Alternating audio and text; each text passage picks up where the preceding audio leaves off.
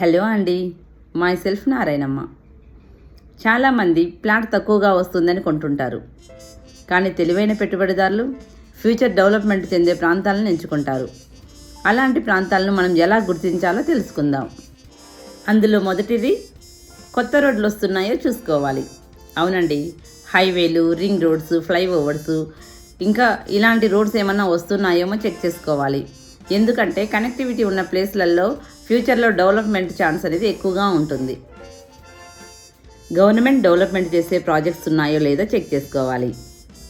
అవునండి, పారిశ్రామిక పార్కులు, ఐటీ పార్కులు, విద్యా సంస్థలు, హాస్పిటల్స్, ఇలాంటివన్నీ ప్రాజెక్ట్స్ ఉన్నాయో లేదో చెక్ చేసుకోవడం వల్ల ఫ్యూచర్లో డెవలప్మెంట్స్కి అనేది తోడ్పడతాయి.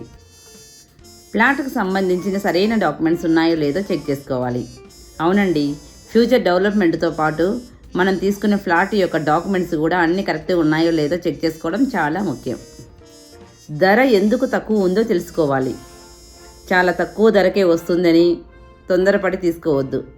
ధర తక్కువగా ఉంటే ఒక్కోసారి మంచి జరుగుతుంది, ఏదైనా సమస్య ఉండొచ్చు.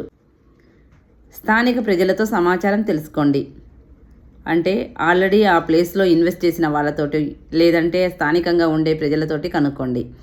అలాంటప్పుడు మనకు మంచి ఇన్ఫర్మేషన్ దొరికే ఛాన్స్ ఉంటుంది. మంచి రిటర్న్స్ వచ్చే ప్రాంతాన్ని ఎంచుకోవడం అంటే కేవలం తక్కువ ధర చూసి మాత్రమే కొనడం కాదు.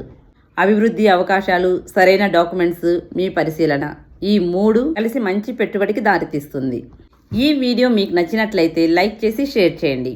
ఇలాంటి రియల్ ఎస్టేట్కి సంబంధించి మరింత సమాచారం కోసం మా ఛానల్ను సబ్స్క్రైబ్ చేసుకోండి. Thank you.